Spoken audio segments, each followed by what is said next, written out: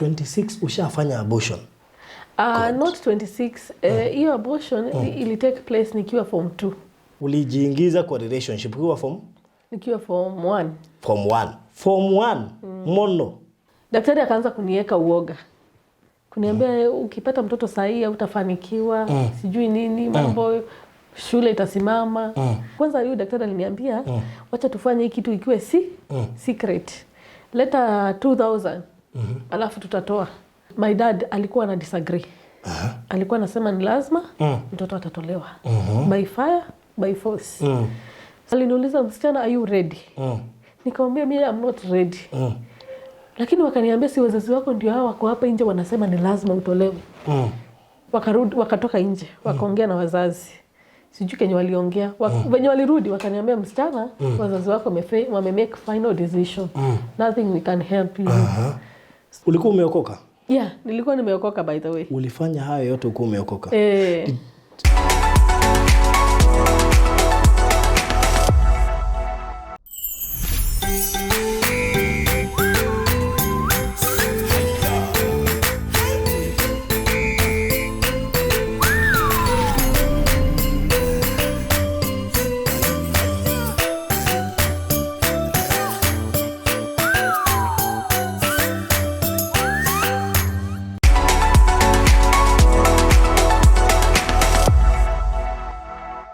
Mwiroreri wa Barothi wa Thayo TV itheka rucini rwa umuthi ni njitagwo Barothi wa Thayo na karibu guku kwa Barothi wa Thayo TV na ngwihoka no thiete na mbere na kumukira tabarira thaka na tabarira njega cia gugwikira hinya cia gukumereria undu mwe na gukorwo na undu ucio wa kumenya uria muturire ohana na kumenya andu maundu maria managerera. Riu muthenya umuthi twina muiritu wite kana mutumia witagwo Juli twagwe na turakana muiritu kana mutumia tagwo Juli twagui aumwite thiine wa family ya athuri ya makihikagia atumia atatu toguo tu ona ndaigwite akenjera ati anaruta nda abortion na nore yake mu affectire spiritually ndu ingimeciragia kuruta nda ati no kuruta in how na necessarily, so you can imagine ya gutaririo ria undu ucio wa mu affectire spiritually gatagati ka maundu mangi maingi maria ena muthenya wa umuthi indi mbere nda nguririkanie Aboni ya Golden Dream Lands and Properties Limited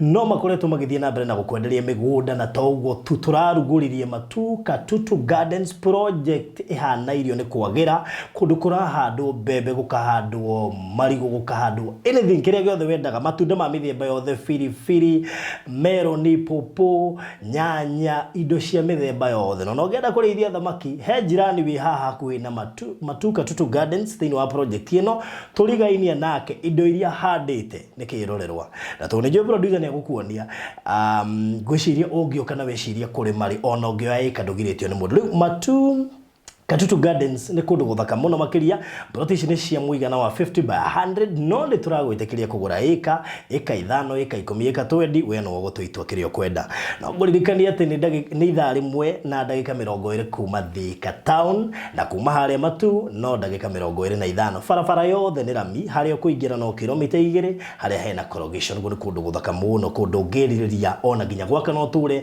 na muno makiria ona speculation au hamwe na kurima riu kwina commercial na residential. Commercial ni 170k ukigura na installment, ukigura cash ni 150. Kwina residential ni 150 ukigura na installment, ukigura cash ni 130. Ugwika atiriri no na hudagweta installment ukuruta 150 cia deposit ishigure kwa ihinda ria mieri 6 no cash residential ni 130.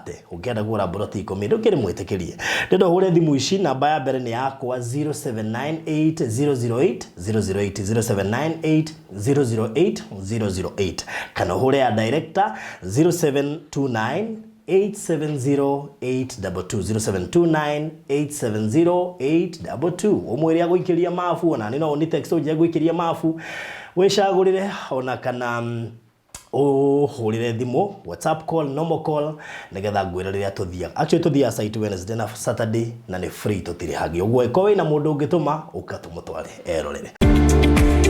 wira huo wenyiteire akirite wikorotete na nikio kambuni ya Golden Dream Land and Properties Limited ehotorete gutigira ni wegwatira handu uritaga haku Matu Katutu Gardens ni project jero iria mwena wa Matu. Project ino ndungimetigithia kuona kwina mai na thitima na iriganitie na murimi ukuritia melon, ngũkũ o ndũmwe na thamaki. Ũguo we ũrabatara ha kũrĩma wĩna mweke mwega mũno. Project ino ĩrigicĩirio nĩ mathukuru ta Katutu Girls Boarding, Katutu Primary Boarding School na thoko nene ya Katutu Market. Broti ici nĩ cia mũigana wa 50 by 100 na irendio ciringi 150. Ũkarĩha deposit ya ciringi 50. Icio ingĩ ũrĩkie na mĩeri 6. Kwĩna special offer kũrĩ we ũragũra cash nĩ ciringi 130. Discount nĩ 20. Ririkana thogora ũyũ nĩ hamwe na marĩhi ma title deeds. Kuona buroti nĩ Wednesday na Jumamothi ũgatwarwo hatarĩ marĩhi. Hũra thimũ 0729 870 822 kana 0798 008 008. Oka Wovishine Ruiru Town BD House gorofa ya 3 na nĩ igũrũ wa BD Supermarket. Mutabo wa Facebook ne Golden Dream Land and Properties Limited. Golden Dream Land and Properties Limited. Your home, your comfort. So Juliet Wagui ameniambia leo tutazungumza lugha ya Kiswahili. It is okay. So Juliet, how are you? I'm fine. Uko salama? Yes. Sauti yako inaweza ongezeka kidogo. Okay, yes. Who is Juliet? Juliet ni msichana ambaye Aja, si mama. Unasikia nikisema ni mama na umevumilia. Mimi nikiamka niseme hapana, hata siwezi maidi nikipata huko kwa Farudhi mtu. I thank God. Yes. All right. So mimi ni msichana ambaye nimetoka kwa familia ya polygamy. Polygamous family. And my mom is the third. Hey. Yes. My God. So yes. So your father must be very old if you are that mamako ndiye third. How old are you? I'm 26. 26, you're still young. Yes. Okay. So it has not been easy. And kwa hiyo familia ya mama yangu tumezaliwa vijana watatu and then me one girl. So in total tulikuwa 4 juu kuna mmoja aliaga. Yes. 26 ushafanya abortion? Not 26. Hiyo abortion ili take place nikiwa form 2. And haikuwa nia yangu ya kutoa. I was ready to become a mother. Ngoja, wacha hata nia yako kutoa. Hata ilikuwa nia yako kupata. Unajua kuna tofauti ya kutoa na kupata. Tuseme kuna kitu ilichangia kupata ile nyumba. Haya, tupe story. What happened? How were you brought na kukuja kufika hapo? Okay, you see, mtu ambaye ametoka kwa familia ambayo iko na polygamy family, unapatanga the man, the father, the head of the family, hapeanangi ile love. Okay. Yeah, so the love is divided. So labda in the process I felt left out. So ikanibidi nitoke kule nje. Nitafute mtu ambaye angejaza ile pengo. Ukiwa na miaka ngapi? Nikiwa na miaka kitu 15. Ndio nilitoka nje. Juu nilipata mimba 16 years. So ulilelewa bila ile mapenzi ya dad. Yeah. Ulikuwa hata huwezi kumfikia wakati mwingine. Tulikuwa tunaishi naye kwa nyumba moja, lakini sasa unaona amenitenga. Sasa nikuulize. Kwa hizi nyumba 3, alikuwa anaenda anazigawia masaa aje? Yetu ndio aliamua kukaa. Akaamua kukaa kwenda. Kwa kwingine? Kwingine walijipanga. Walikuwa wanakuja kusalimia baba yao. So hata akiwa kwa ile boma bado nilikuwa nasikia nimetengwa juu mimi ndio nilikuwa msichana. Na according to your culture ya Wakikuyu, they believe a girl hako mahali, hayuko placed mahali. Wewe si Mkikuyu? Mimi ni Mkikuyu. Okay. Sasa mimi nasema wale wazee wa kitambo juu sasa kumechange, sasa kumebadilika. Wanaume si wale wa kitambo. Yes. How is he? I think anaelekea 90. My God. Yeah. Sasa mamako alikuja, babako akiwa na miaka ngapi?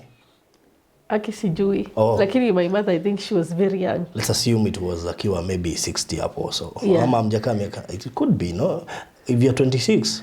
How old is your older brother? Ule mwenye aliaga? Alikuwa Huyo alikufa 2012 na alikufa na 30, sijui 31 ama 30. Acha tuseme basi amekaka. So your dad is 90 years. Yes. Sasa hebu turudi pale ukiwa mdogo. How were you brought up? I was brought up by both parents. I thank God for that. Nikapelekwa shule mzuri, nikasoma shule mzuri. But you see, mtu ametoka kwa familia yenye iko na watu wengi, kuna kuanga na evil forces. Zinarudisha mtu nyuma. So mimi nilikuwa na try kusoma, but kuna forces zinanirudisha nyuma. So nilijipata nikirudia. Juu nilirudia class 6. After tumepelekwa boarding, me and my younger brother. So nilikuja nikarudia class 6, tukapatana na brother yangu. But God is good. Nilimaliza class 8, nikaingia high school. Sasa high school ndio ilikuwa shida. High school nimesomea shule 4. Boarding ama boarding. Nilikuwa naenda hii nikikaa naumwa na kichwa. Kichwa inazidi, yani ile extreme headache. Nikitoka hiyo shule kichwa inaacha kuuma. Naenda shule nyingine. So hii shule ili nilienda next ilikuwa inaitwa Naro High School. Na hiyo shule nilipitia mateso kali. Juu ilikuwa mixed high school. So pale venye nilienda pale nilianza kukua bullied. Yani nilianza kupitia ile mapito ambayo nasikianga watu wakisema walipitia wakiwa high school. So nilianza kukua bullied. Kuperform ilikuwa shida. Sikuwa naweza kuperform because of so many issues I was undergoing in that school. Sasa hiyo shule ndio nilianza kupata, nikiwa katika hiyo shule ndio kitu ilifanyika nikiwa form 2. Hakuna kitu inafanyikanga. What happened? Hakuna ati uwezi amka ati kitu. So unajua ile wapito unapitia. Sijui mimba iliingia aje akisema kweli. Unajua mimba ni kitu ambayo akieleweki. Hujui? Hujui? Serious joke. Guy. So nikajipata niko mjamzito. Nilijiuliza maswali nyingi sana. Because I was not expecting. Hata venye nilikuja kujua after 1 month. Ndio niko mjamzito because unajua period ikipotea hapo ndio unajiuliza maswali. Kwani inajipoteza yeye peke yake? Hapana. Okay, ulianza kwenda mienendo si mizuri na vijana. Si vijana, juu ni kijana mmoja. Okay, ndio lakini hata ni kijana bado at the end of the day. Hivyo usituambie ati hujui venye mimba ilikuja. Uliingia kwa relationship. Acha tuongee frankly. Ulijiingiza kwa relationship ukiwa nikiwa form 1. Form 1. Mono. Hey, okay. So ukajipata. Sasa hapo unaweza sema ulijipata, that is after relationship. Form 2 ndio nikapata mimba. Na ilikuwa holiday ya April, I remember very well. So ile wakati najitayarisha kwenda shule ndio nilijiuliza maswali, mbona nimechange, mbona hata nilikuwa naambiwa na watu nabadilika. So mimi sikuwa naona. Nikaona labda ni venye nakula vizuri ndio na huko jua vile ulifanya. Sasa unajua ufikiri hicho kitendo siku moja inaweza badilisha mambo yako. Unajua hiyo wakati nilikuwa mtoto. So hiyo harakati ya kujitayarisha kwenda shule ndio nikapima. Nikaenda kwa chemist, nikanunua ile kitu, nikapima. Nikaambiwa line 2 ni positive. Line 1 ni negative. So yangu ilikuja 2. I was shocked. Mpaka ilinibidi niende hospitali. Kuonyeshana uko na mimba. Nihakikishe kwa daktari labda yangu ni fake. So kwenda kwa daktari ananiambia, msichana mdogo, kweli wewe uko na mimba. Tutapigia nani? Nikamwambia pigia huyo kijana kwanza. Ule kijana sasa unapigia aje kijana? Ule kijana kupigiwa simu, anaambiwa ABCD. Anasema hapana, mimi hata huyo msichana simjui. So nilikanwa kwanza nikiwa hospitali. It was very painful. Huyo daktari juu alikuwa anajua wazazi wangu. Akaniambia itabidi uende uongee na wazazi wako vizuri, ujue venye utafanya. Kuna 2 choices. Either you keep ama utoe. Mimi nikaulizwa na daktari na choose gani. Mimi nikasema acha nizae. Na usitaje huyo daktari. Yana daktari anakuwa na hizo choices. Akakupea hizo choices. Okay. So after that ukaambia daktari aje? Nikaambia daktari mimi nataka kuweka. Daktari akaanza kuniweka uoga. Kuniambia ukipata mtoto sahihi utafanikiwa, sijui nini, mambo shule itasimama. Aliniambia vitu nyingi nilikuwa confused by the way. Sasa hiyo unafikiria aje? Mimi nilikuwa shocked. Wakati tumeambiwa uko na mimba, how did you behave? I was shocked. But nilishukuru Mungu, mimi sitasa. At the end of the day. So, nikaenda nyumbani, nikaambia mama, hata kwanza yule daktari aliniambia, wacha tufanye hii kitu ikiwe secret. Leta 2000. Alafu tutatoa.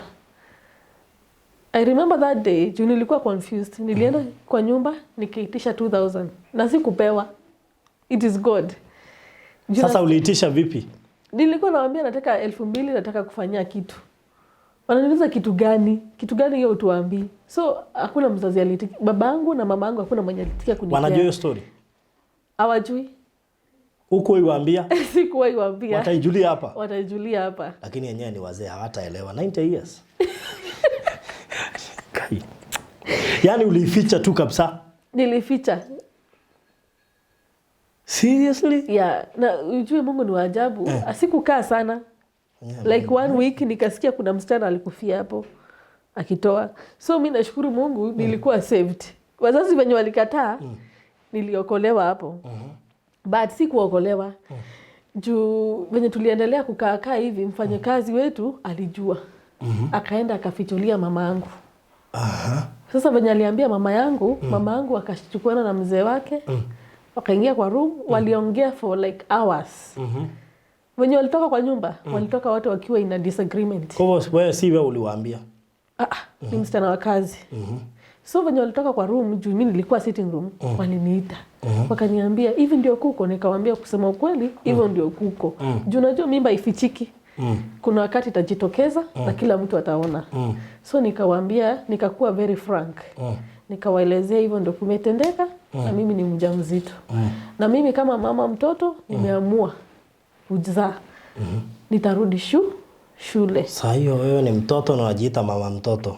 Yeah, because nilikuwa nishaanza kujiaccept. Unajua mambo ikitokea ufai kujideny, unafaa kuaccept. Now the moment you accept a situation venye iko, the better. Inarahisisha maisha yako. So that's what I did. But my dad alikuwa na disagree. Alikuwa anasema ni lazima mtoto atatolewa. By fire, by force. So hivyo ndio kuliendelea. Nikakumbuka hiyo siku. Dada akasema lazima itolewe? Yeah. Kai. Na nikapewa siku 3. Uende ukatoe? Hapana. So mama aliweza kulink kati ya zile 2K ulikuwa unaitisha na hii story? Hakuweza. Hawakuweza mpaka wa leo. So venye nilipewa siku 3, hizo siku 3 nilikuwa naomba in fact. Nilikuwa naambia Mungu anisaidie juu nilisikia wasichana wanakufa. Hiyo wakati ni ile wasichana walikuwa wanakufa. Wakitoa. So nikaambia Mungu, mimi si mapenzi yangu kutoa lakini nimeforcishwa na higher force nitoe. Nitafanya aje? Mimi ningependa kuweka ile mimba. So wewe ukaamua kukosea kwa sababu wazazi washaitikia ukosea? Si kuitikia kukosea. Unajua sasa hizo ni dhambi mara mbili. Ni ukweli. So ukaona ya kwanza haitoshi, ukaona uende kwa dhambi ya pili kwa sababu wazazi washa confirm. Hiyo siwezi agree kwa sababu mimi nilikuwa na disagree. Unaelewa? Hata mamangu alidisagree. Lakini mzee alisema hiyo mimba iwezi kaa. Na akaniambia juu hata kijana mwenyewe amekataa na hatumjui, hiyo itatolewa, ni lazima itolewe. Usingepotea.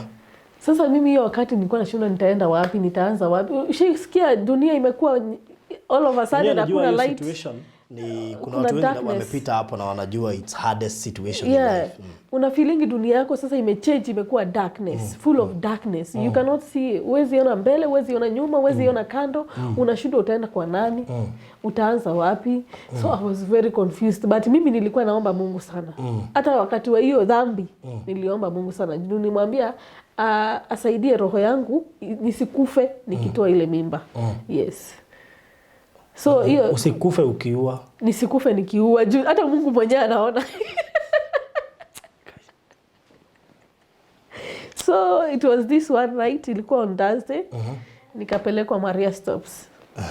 Yes. Hii iko hapa Isli. Yeah, hii yenye iko hapa Isli. Kwa hiyo Maria Stop madaktari walikuja wawili. Mmoja mwanamke na mwanamume. Wakaniuliza maswali, they interviewed me by the way. Waliniuliza, msichana, are you ready? Nikamwambia mimi I'm not ready. Lakini wakaniambia si wazazi wako ndio hao wako hapa nje wanasema ni lazima utolewe. Wakaniuliza, unajua ukitoa hii mimba itakuwa affect all over you, as in all of your life. Nikamwambia yes I know. Sasa nikauliza mimi nitafanya aje? Nimewaambia sitaki kutoa, nataka kuzaa, nirudi shule. Wakaniambia wakatoka nje, wakaongea na wazazi. Sijui kenye waliongea. Wenye walirudi wakaniambia msichana, wazazi wako wame-make final decision. Nothing we can help you. So hakuna mtu alikuwa saidi yangu. So nilipewa tembe. Nikameza.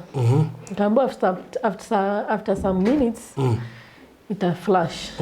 Na hivyo ndio ilitoka. Yeah. It was very painful.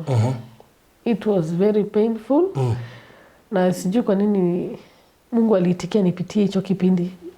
Lakini labda kuna sababu. Ati kwa nini Mungu aliitikia? Hakuna mahali Mungu aliitikia, wewe ndio uliitikia.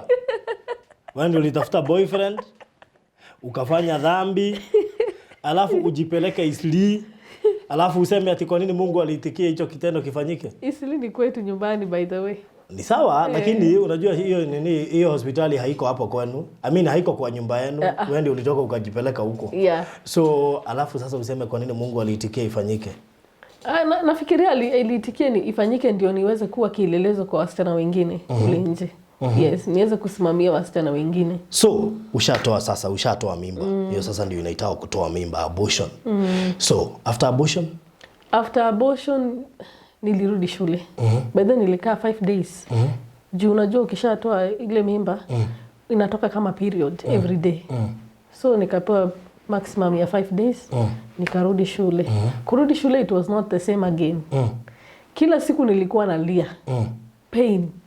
Nikiona hivi nasikia tu pain, nasikia najiuliza mbona maisha yangu imeenda hivi. Maisha yangu ilibadilika by the way. Hapo ndio nilianza kuwa nalia peke yangu. Najifungia kwa room, nalia. Naongea na Mungu, naambia Mungu, hicho kenye kimetendeka kisiwe jirudia. Mungu anikumbuke siku moja, anipe watoto. Juu nasikianga, juu unajua venye umetoa si watu wameshajua. Watu walikuwa nashinda wakiniambia, hautazaa. You never become a mother. You never yani watu wanakuambia hata utaolewa. Yani mambo mazuri haitafanyikiwa kwako kwa sababu ulishatoa ile kiumbe. It was very painful. But my parents couldn't understand whatever I was going through. It's only me and my God. Juu kuna mahali nafikanga inakuwa ni wewe na Mungu wako. Hakuna mtu mwingine anajua kenye ambacho unapitia. So nikaendelea hivyo shule nikasoma, but I was crying. Nikamaliza na nikaambia Mungu.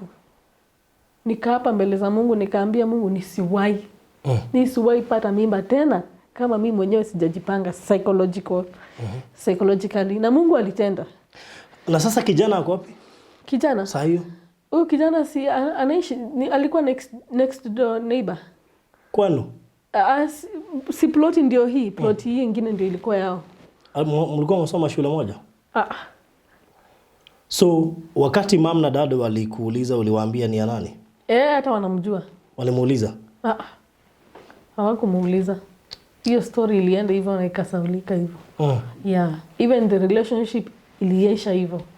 Kila kitu ilikufa. Kila kitu ilikufa, nikabaki na Mungu wangu. Mtoto akakufa, relationship ikakufa. Yeah. Lakini wazazi mkabaki na ule upendo. Yeah. Na mimi ilikuwa jukumu langu sasa ya kusamehea wazazi wangu. Yeah. Wao hawakuwa na shida. Mimi ndio nilikuwa ninabeba mzigo. Na ilifika mahali sasa ikafika nikaanza ile kukua very prayerful. Mpaka ninaomba Mungu sasa nisaidie niweze kusamehea wazazi wangu kwa sababu nilikuwa nasikia niko na mzigo yani nabeba kwa my shoulders. So high school umesema ulianza kulia. Ulimaliza aje form 4? Ni miujiza. In fact mimi sikuwa mtu nimaliza shule. Juu nilitoka hiyo shule nikaenda hiyo shule nyingine next. Hiyo shule nilienda next after saa hii yenye nimepatia mimba tulifukuzwa na principal the whole class. In fact tulifukuzwa the whole class. Kwa nini? Kwa sababu kuna watu walikuwa wanataka kuchoma dormitory. Na wakaletea principal a letter of threat. Na wakamwandikia sisi tuko form 3 fulani. Na wakatupa hapo. So unaona sisi tukaanza kuulizwa one by one, nani ndio amefanya hiyo, nani ndio. Sasa mimi singetaja mtu sijui. Juu alikuwa anatuambia tutaje watu watatu wenye tunafikiria. So mimi nikasema sitataja mtu, nimharibie jina na nimharibie destiny yake. So mimi hivyo ndio nilitokanga hiyo shule. Juu wazazi waliitwa. Wakaambiwa msichana wako kama hajaandika jina 3 ya watu ambao wanataka kuchoma shule, chukua mizigo yake, mattress. Na alikuwa serious by the way. Yes, na hivyo ndo nilitoka hiyo shule. So nikaenda shule nyingine inaitwa St. Mary's. Huko ndo nilimalizia. Yeah. So how was life after abortion? It was painful. It was a painful journey of healing. Unajua sikuwa najua ile wakati ambapo nilikuwa na venye nimeanza form 4 nilianza kuwa najifungia kwa my bedroom. Naanza kulia the whole day. Hata naweza kaa 3 days nimejifungia kwa hiyo bedroom na skuli. Nalilia Mungu, naongea na Mungu because nilikuwa naanza kufeel ile grief, ile guiltiness, ile so much emotions zilikuwa zinarana in my life. Ningeona hata mtoto anafanywa birthday. Mtoto mdogo, naangalia hivi nasema wangu si angetoshana kama nalilia Mungu. So mimi sikuwa najua ile process nalia. It was a healing process. Sikuwa najua. Sasa ndio nakuja kurealize kumbe Mungu alikuwa anani heal through crying. Ulikuwa umeokoka? Yeah, nilikuwa nimeokoka by the way. Ulifanya hayo yote ukiwa umeokoka? Ulikuwa unajua maana ya kuokoka? Sijui hapo ndio nilikuwa nashindwa kama nilikuwa najua maana. Unajua ukiokoka ukiwa form 1, wenye mnaokokanga mkishaingia high school. Unajua huwezi compare na venye umetoka nje. Yeah. So huko unajua meaning. So uliamua tu kufanya out of ignorance. End of the day, mimi ni mwanafunzi, niko high school, niko form 1. No, unajua decision yenye nilifanya ya kuokoka ni ile mnaitwa mkiwa wengi. Unakumbuka mkiwa mnaingia form 1, the first Sunday, mlikuwa mnaitwa nyi wote pale mbele. Uliokokea form 1? Niliokokea form 1. Aya. Uliomboa pale ukaokoka? Ukiingia form 1 huko umeokoka? So, yangu ni process. Yeah. Na unajua mtu hajapitia mambo mingi hata kuokoka uwezi sema umeokoka that strong. Yes. So, ulikuja kuokoka tena after abortion? So unajua wokovu aishi. Bado shule? Ama after shule? Nilikuja kuokoka by the way, bado. Na unajua hata hiyo wakati wa abortion, bado nilikuwa napata inaitwaje dreams. Nilikuwa napata many visions. And I was a sinner, but bado nilikuwa napata visions. Nilikuwa naona malaika wanakuja, wananitembelea, wanaongea na mimi. Ama ni shetani si malaika? Hapana. Walikuwa malaika. Unajua vitu za spiritual, sijui ndakuelezea aje. Hata Yesu akikukujia, utasema huyu ni Yesu na hujaimuona. Because it is spiritual. Yaani tunajuananga na Muumba wetu. So after umeokoka ziliendelea kukuja? Hata, after kusin? Even after sinning, imagine, hizo visions zilikuwa zinakuja. Nilikuwa napatana na supernatural. Hadi wa leo? Hadi wa leo. Naotanga. Ndoto zangu na zingine zinakuja ukweli kabisa. So do you regret whatever you did? Sometimes I regret, but sometimes I say thank you to God. Because that was a stepping stone to something great higher. Because hata mimi niko na vision ya one day nisaidie young girls who undergo such situation. Wacha unajua nimeuliza hivyo kwa nini? Maana kuna msichana labda anakutazama, ni msichana mdogo. Akisikia regret atafanya the same. Na regret. But at the same time naangalia the positive side. Nashukuru Mungu kwa kila jambo. Umeelewa? Kwa sababu mimi ndio nitatumika kusaidia wasichana wengine wengi. Juu kuna other girls sikupenda kwao kutoa. Ni decision ya higher force. Unasikia mtu anakuambia ni lazima utatoa, utafanya nini? So ni lazima pia Kenya tutengeneze a program yenye wasichana kama hao wanaweza kukua kielelezo, yani wanaweza kuja pale waseme mimi napitia hii na hii na hii na nimeforsiwa kufanya hivi. Na unawasaidia. Unafaa kusaidia wasichana kutotoa mimba ama kutopata. Acha tuanze hapo because kupata ndio shida. Kupata ndio shida. So what I would encourage you ni kupigana na mimba ya utotoni. For example, if you caution them about relationship na nini mtu akiwa shule, hiyo ndio itazuia mimba na ndio itazuia abortion. Badala ya kuwazuia kuabort, wazuia kupata. By the way, that's true. That is the most important thing. What do you think? That's true by the way. Yeah. The best thing ni kuwa caution na relationship. Wakuwe makini when they are in a relationship. So do you think hiyo kitu ilichangia labda ama ilileta impact kwa watoto wenye mlikuwa mnasoma nao wasichana? Wamejua umepata, wamejua umetoa na mko form 1 na kuna wasichana wengine form 2. Acha nikwambie hiyo wakati nilipata mimba wasichana wengi walipata. Ni kama ilikuwa wave. Juu hata wasichana wenye nilipata na wao walizaa. Lakini yangu ndio ilikataliwa. Yangu ndio ilikuwa rejected. Na hapo ndio yaani uliikataa. Siseme ilikataliwa. Mimi nilitaka kuzaa. No, you had options ya kutoroka nyuma. Imagine Mungu amekupea nafasi mbili. Either uzae utoroke kwenu ama utoe ukae kwenu. Which one would you have chose? Because to me I think ungetoroka. Unajua Mungu ni wa huruma nyingi. Hangetaka uue ndio ukae kwenu.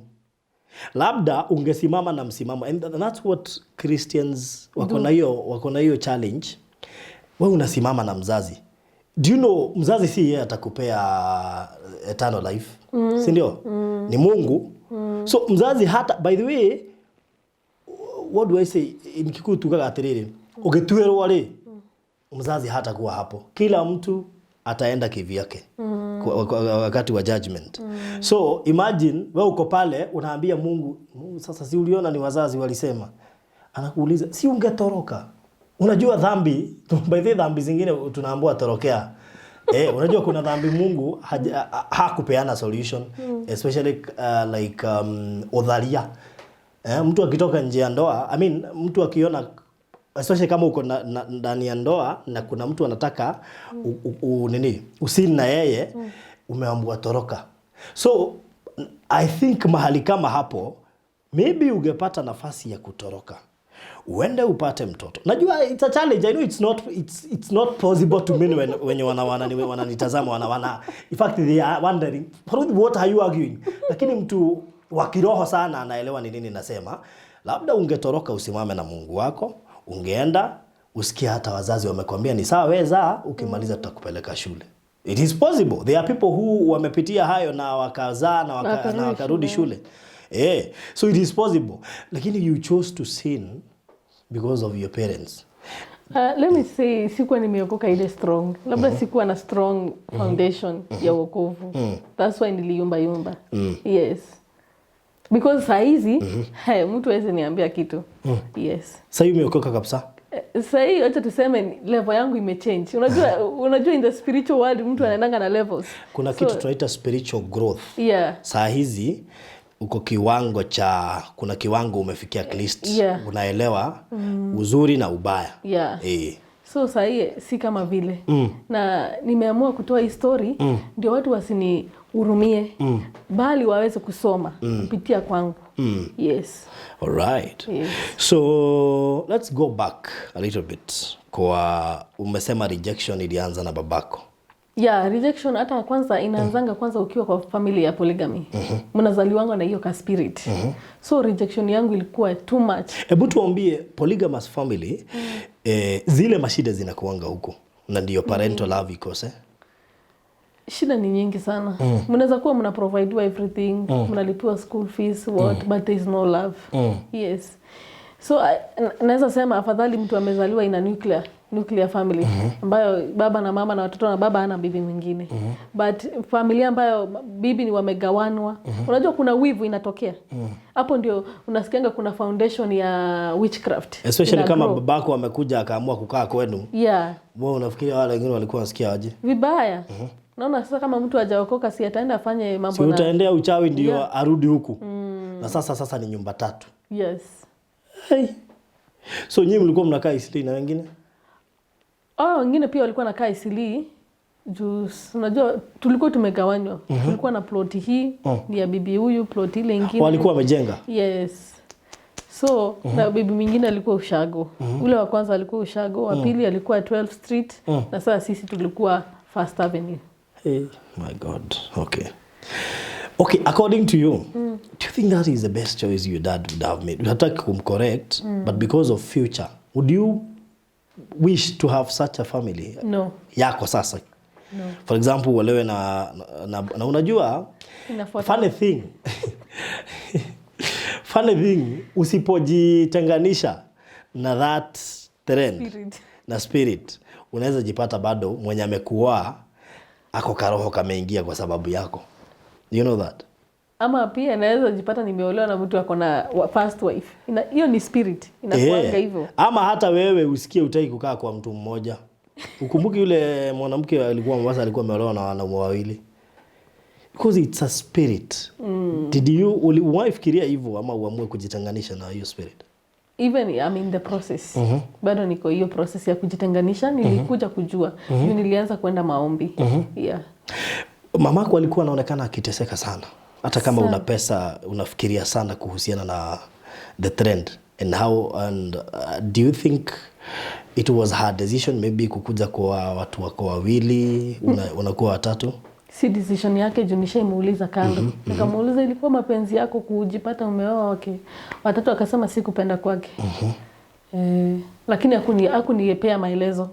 Aliniambia tu sikupenda kwake, nijue hivyo. So umemaliza high school? Nimemaliza high school. What next? Nikaanza pilika ya kutafuta college. Sasa nilienda NIBS. Kuenda NIBS kusoma, nilichukua course inaitwa ya catering and accommodation.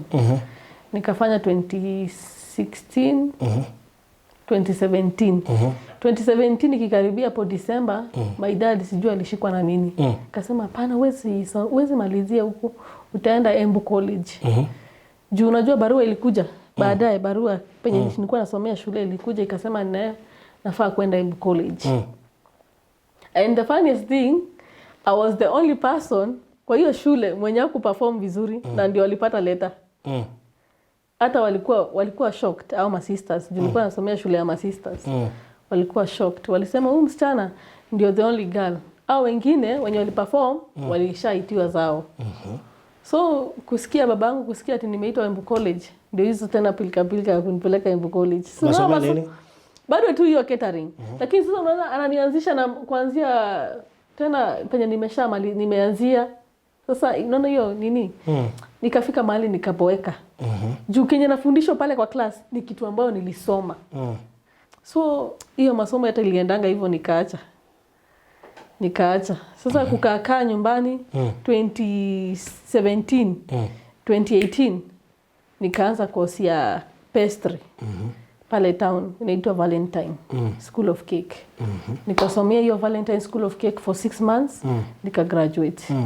Sasa hapo ndio naweza sema nimepata nini yangu, at least career. Okay. So na wengine wenu wenye mmezaliwa nao, mwasama mmoja alikufa? Yeah, mmoja aliaga, hiyo ndio first born. Hiyo ndio second, kuna third, na sasa kuna fourth mwenye ako form 4 right now. Okay.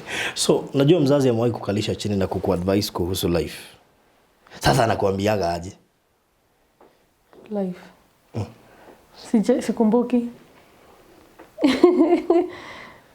Labda tu mtu anakuambia fikiria about tomorrow, lakini sijaikalisho nikaambiwa life hivi ndio iko. Even after abortion na huko iambiwa. Hata kwanza hawako wanataka kusikia hiyo maneno. Hiyo maneno ungeongelelea hiyo story. Ilikuwa inawauma pia wao. Juu alikuwa ananiambia. So if you repeated the same, hawakukupea mawaidha ya Sikupewa mawaidha, sikupewa counseling. Yaani Mungu tu ndio alinisaidia hata nikuambie. Yes. So mzazi kutoka wakati hajawahi kukalisha kuambia hivi ni vibaya, unafaa kuolewa na mwanaume mmoja, unafaa atakwambia tu in the general way, lakini si ati kukuja kukalisha wewe peke yako kuambia. Atakwambia tu hivi ndio maisha inafaa kuolewa na mume mmoja hivyo, uzalie kwa bwana wako hivyo. So ungetaka kuolewa na ungetaka kwenda kwa boma inakaaje? Mimi naweza penda kuolewa na mume mmoja ambaye anaamini Mungu, God fearing. Na mwenye anakupenda na asipenda watu wengine. Of course, unajua God fearing man imeandikwa kwa Biblia, you should love your woman. Advice men, hii mambo ya kugawa mapenzi, kwa sababu imekuwa ni kama sijui tutaita ni bottom up economy nyingine ama tutaitaje. Hayaeleweki so. Kila mtu anataka kugawa mapenzi. And also to those who are courting also. And to those who are in marriage, hakuna mtu anasikia tu kupea mapenzi yake mtu mmoja. Hebu advice na effects zenye mmepitia. Sijui nitaanza aje. Mimi naweza kuambia wanaume wote pale nje, tafadhali na waomba, pendeni wake wenyu, acheni kutembea nje, hakuna kitu mzuri nje by the way. Hakuna kitu mzuri nje. Just stick to one woman and build a future with that woman and you'll be successful. You see, nini hizi vifo zinatokea kwa sababu kuna other lovers outside. Na unajua wengine wajitetea, kwa sababu badala ya kumweka nje, sinimlete wakuwa wawili. Sasa nimeongea na wanaume wengi by the way kadhaa of late. Na wanaume wote wananiambia it is better to marry 2 wives ama 3 wives. Ukiuliza ni kwa nini? Ati nitasaidia wale wengine. Sana shindwa. Wewe umekuwa under marriage iko hivyo yenu ya babako. Yeah. Is there anything good about it? Nothing. Is it peaceful? It is not. It is not. It is better to stick to one woman. Na ujue kitu moja, Mungu kusema mke moja na mume moja wakiwe kitu kimoja hakuwa mjinga. Alijua, alikuwa na reason. Na kama tunaweza fuata mambo ya Mungu, yenye Biblia inasema, we can live in a good life. Okay. Yes, a peaceful life. So, now that you umesema ulifanya abortion and most of the ladies hide. I believe hata kuna wenye wako hapo wameoleka na walifanya hivyo na mabwana zao hawajui. Do you think it's the best thing to confess to their husbands? Yeah. Because the moment umeenda mbele ya Mungu, umemuomba for forgiveness. Mbona, why can't you share with other brothers and other sisters? Ikue open. Unaelewa? The moment umeomba forgiveness na umekuja out na air out your story.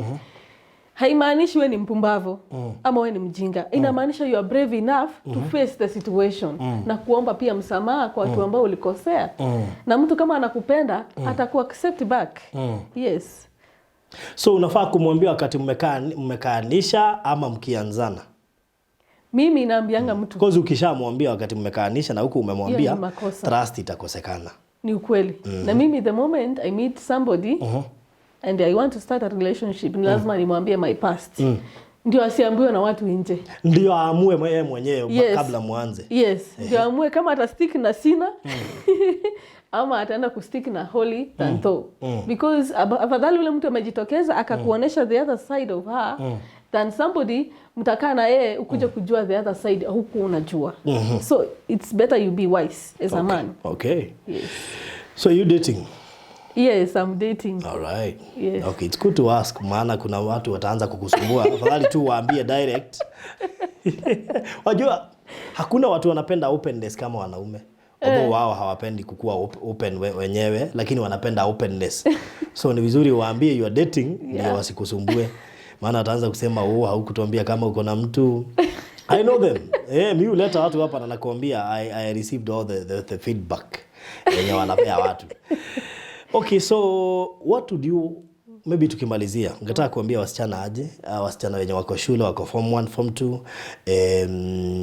2, wenye tayari washafanya hivyo, abortion, because I know there are people who live with that trauma, wengine wanaishi maisha ya kujikataa. No, kujikataa, mtu hajipendi juu ya hilo jambo, hajawahi kuwa open kwa mtu. And I think openness is a key thing. Wakati umefunguka, umeanza kupona. Hebu advise them. Mimi naweza advise kitu moja, wasichana mjichunge, kitu ya kwanza. Mweke Mungu mbele, na kama ishaitendeka kwa maisha yako, ukakuja ukapata mimba ukatoa. Siwezi sema wewe si wa kwanza ama wewe si wa mwisho, lakini nataka kukutia nguvu. Mungu ndio mwenyewe anaweza heal. Na hata kama wewe ndio ulimake your decision ama ulimake your decision by somebody else, kitu cha kwanza ujisamehe. Ukishajisamehea, samehea watu ambao walikuwa karibu na wewe. Labda ukosea mzazi ama mzazi akakukosea, samehea. Forgiveness is the key to healing. Forgiveness is the key to success. Without forgiveness, you cannot go far. Without forgiveness, you cannot succeed.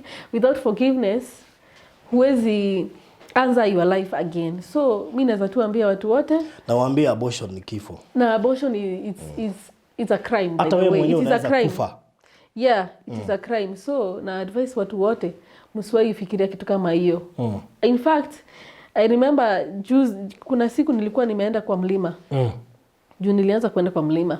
Ndio sasa nipate ile healing kabisa na nipate spiritual deliverance kabisa. Father alitusimamisha watu na akasema hapa naona wasichana wengi wametoa mimba. Na mimi nilijua mimi ni mmoja wao. Nikaambia Mungu tafadhali nihurumie. Na akasema nyinyi wenye mmesimama na mnainua mkono yenu, ambieni Mungu, apeni leo hapa kwa Mungu, hautai advise mtu atoe.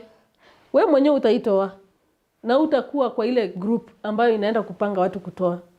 Na mimi niliapa mbele ya Mungu na nikasema Mungu nisamehe kwa kile kitu nilifanya na sitawahi rudia na sitawahi kuwa kwa mpango ya watu wenye wanataka kutoa ati nikuwe kwa hiyo group. No.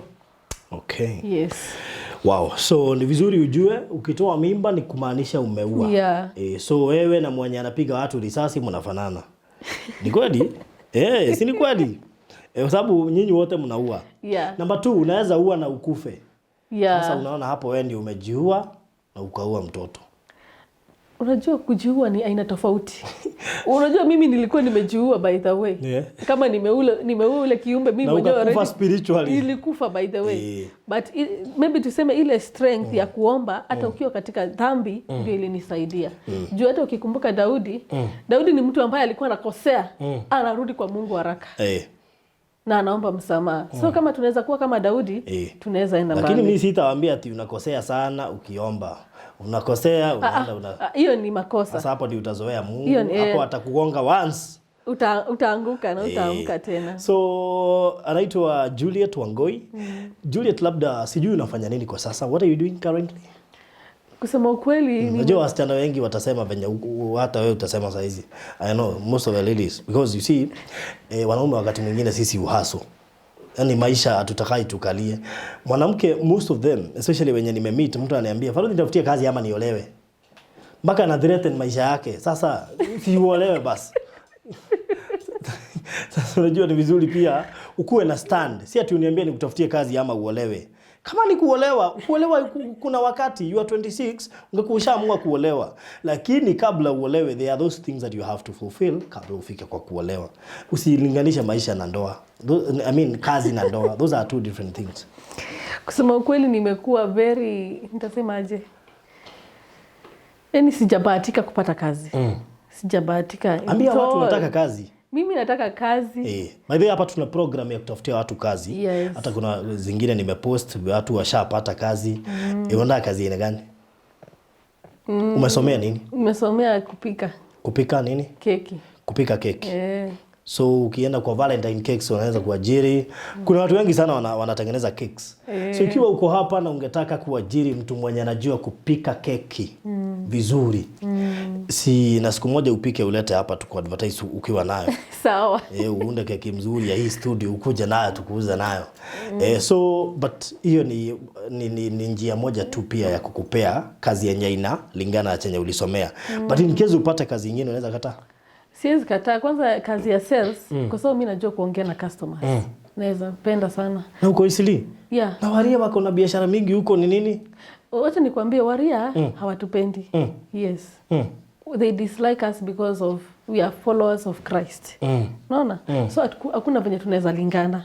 Hata ukiwaambia unataka kazi. Kwanza kuna mmoja nilienda kwake nikamapproach mwenyewe boss. Nikamwambia nataka kazi.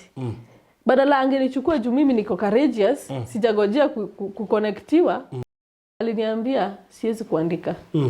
Na hivyo ndio kazi iliisha. So sijakuwa lucky na kazi ya kuandikwa, but ninajua kama naweza pata kazi ya sales za kuongea na plus kama watu wanaweza nisaidia pia niweke kazi yangu juu niko na room by the way. Okay. Niko na room pale Isili na nakondishanga kwa sababu sijapata support ile strong ya kutoka kwa wazazi kunisaidia kuweka biashara. But niko na savings kidogo. Lakini sasa unapatanga hizo savings ukiweka unapata sometimes umeitumia. Kwa sababu unaona sipewi na mzazi. Ni mimi najitafutia. So ile kidogo naweka kidogo naweka akiba. Alright. So peana namba yako ikiwa kuna mtu angetaka kusupport uweke kazi uko na room tayari. Yeah, ulikuwa na wazazi? Room umepewa na mzazi? Nimepewa na mzazi. Kwa hivyo uko na mahali pa kuweka biashara lakini hauna pesa ya kuweka hiyo biashara. Kwa hivyo kuna mtu unaweza labda kusupport, unaweza na unajua Isili ni mahali pazuri kwa kufanya biashara. So ikiwa kuna kazi unaweza mpatia kazi, lakini pia kama hakuna kazi unaweza msupport na anything aweze kuweka biashara na maisha yake iendelee. So peana namba yako. 0795 687 202. Yes.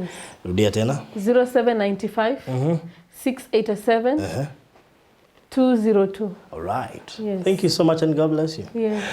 Murali wa Farodhi wa Thayo TV ugo niguo kuri na wakigwa rugano rwa ndiro rito horo wegie kuruta ndatika undu kahutho spiritually na mwana ucio kure ndu matura magiagwo ni migamba ya ciana icio na kana ukareherwo ciana nyingi kiroto-ini na no wega still ona wewe wekiri ugo ni wega guthie uhoerwo na utigithukanio na undu ucio nigetha mathauti icio na twana tutie gukugia ona gutwika ndiwe kana Juliet ni oi he haru rathomirwo ni muhunji umwe na ndikuga ni ha ate ciana icio tugacikora kuria. Ni kweli. Hiyo gacikora igwete. Unajua hiyo? Niliambiwa. Uliambiwa? Niliambiwa mtoto wangu ako pale pema. Yes. Utampata huko akiwa amekungoja. Yeah. Sasa utasikia aje ukimuona? Na the moment tuliambiwa, the moment kama wewe umeomba Mungu msamaha, huyo mtoto atakuja kwako akiwa na machozi. Atakwambia mama ulinitoa, lakini juu ya maombi yako ndio nimekuhurumia kwa Mwenyezi Mungu. Na ndio unapatanga most of the people who are bought unapatanga kazi yao ya mikono imefungwa. Unaona? Hapati kazi kama mimi. Sipati kazi. Uwezi olewa by the way. Kwa sababu ule mtoto ako pale analilia Mungu, anaambia Mungu, mbona huyu msichana anaendelea na ndio unajua hawa watu na hawa watoto wanalilianga Mungu wapate haki. The same thing na wale watu waliuliwa wakitetea Mungu. Bado wako huko wanauliza Mungu. In fact, hawa ndio watafanya Mungu aspidisha time ya kukuja. Ndio wapate haki. So anyway, I know. It's a painful story ukifikiria venye utampata. I mean, ni kitu huwezi taka kukaa hivi ufikirie. But I have faith. I'm already forgiven. And hata kama tutapatana naye mbinguni, I will hug her or him na nimwambie asante kwa kunisamea. The moment umeforgiviwa na the Father, even your child already amekusamehea. Okay. Yes. So mwirali wa Farodhi wa Thayo TV no akigwa cione Juliet wa Ngui na rugano rwake mundu na rugano rwake ruo kana rwa maithori kana rwa gikeno. Riu tukirikiria ngurire kambuni ya Golden Dream Land and Properties Limited ni amwaria makoragwa matunyitireire niga tukihote na gugithie na mbere na gwika tabarira ici ni amwaria makoragwa marugamite na Farodhi TV na nikio na ithuĩ tunyitanite nao gukuruguriria project turaruguriria ica ikuhea Matu Katutu Gardens project thaka muno ikure mwana wa Matu, actually Matu Kitui Highway, na ni kundu guthaka ni ithari mwana dakika 20 kuma kuria Thika, dakika 25 kuma Matu town, kundu kwega kuhoreru na ni kundu kuraikara andu na kwena town ya wetagwo Kata ndikane Kata kane Katu kiruta kiu uguo Katutu that is na ni kundu kurimagwo njahi I mean Ndegu ndiye niki gituma higestani njahi na Ndegu ni kurimagwo Ndegu na ndio producer ni gukuonia mbica hii hau na to uguo tu ni kundu kurakirimo indo nyingi nginya matunda na irio ni kundu guthaka muno andu aria marimite ungithii wone green area kundu kou ona ndungitikia so na no wega ngwirete project ino thitima igerete ku thiini mai meku na itangi tigoguo na ni mai ma kanjo ni mai mena kindu gitagwo gate valve na meter I mean kundu kwina mai na ni mai ma kanjo so maimete kule Masinga Dam ni bũrũri mũthaka ũyũ no nyende ũthii wake wĩikare kana ũrĩme no ngĩciria kũrĩma onanga nĩ wega we wambe ũrĩme ũtaneciria gwaka tondũ nĩ kũndũ gũthaka na nĩ kũndũ tĩri nĩ fertile tondũ mũgũnda ndũrĩ warĩmwo rĩngĩ gũtirĩ na goro nĩ size mĩgũnda nĩ size ya 50 by 100 no ngĩigua nĩ kũgũra makĩria ma ĩka 10 ĩka 20 nĩ ũretĩkĩrio gwĩka ũguo 50 by 100 commercially nĩ 170 ũgũre na installment ũkũrutwo 50 deposit icigĩre kahora kwa ihinda rĩa mĩeri 3 cash commercial ni shilingi 150. Tutue urenda kugura residential ni 150 ukigura na installment hari okuigirira deposit ya 50 shugure ku ihinda ria mieri 6. Now ugienda kugura residential iyo cash ni 130. Ugo wina 130 raino kiake ya 50 by 100 ina ihenya muno makiria. No nyende guikiria mafu no ndujirite guikiria ukujira guikiria atia ukuhuthira uguririkana wagura cash urasave shilingi 20 thiini wa commercial na residential. Guguikiria mafu wona wahurira thimu kuhatukira namba eno 0798008008 iyo ni namba yako ya director nake no mwire guikiria mafu na umuhurire kana mu inbox ni 0729870822 0729870822. Thank you so much ni ndakorore mutwiroreri thina mbere na kunyithania na ithuĩ nĩ ũndũ wa tabarĩra ingĩ mwaki o gũkũ gwa Barothi TV wega umaga na mũciĩ. Wĩragwo wĩnyitĩire akĩrĩte wĩkorotete na nĩkĩo kambuni ya Golden Dream Land and Properties Limited ĩhotorete gũtigĩrĩra nĩ wegwatĩra handũ ũrĩtaga haku. Matu Katutu Gardens nĩ project njerũ ĩrĩa ĩ mwena wa Matu. Project ĩno ndũngĩmĩtigithia kuona kwĩna maĩ na thitima na ĩriganĩtie na mũrĩmi ũkũrĩtie melon, ngũkũ o ũndũ ũmwe na thamaki. Ũguo we ũrabatara ha kũrĩma wĩna mweke mwega mũno. Project ĩno ĩrigicĩirio nĩ mathukuru ta Katutu Girls Boarding, Katutu Primary Boarding School na thoko nene ya Katutu Market. Broti ici nĩ cia mũigana wa 50 by 100 na irendio shilingi 150. Ũkarĩha deposit ya shilingi 50. Icio ingĩ ũrĩkie na mĩeri 6. Kwĩna special offer kũrĩ we ũragũra cash nĩ shilingi 130. Discount nĩ 20. Ririkana thogora ũyũ nĩ hamwe na marĩhi ma title deeds. Kuona buroti nĩ Wednesday na Jumamothi ugatwarwo hatarĩ marĩhi. Hũra thimũ 0729 870 822 kana 0798 008 008. Oka Wovishine Ruiru Town BD House gorofa ya 3 na nĩ igũrũ wa BD Supermarket. Mutabo wa Facebook nĩ Golden Dream Land and Properties Limited. Golden Dream Land and Properties Limited.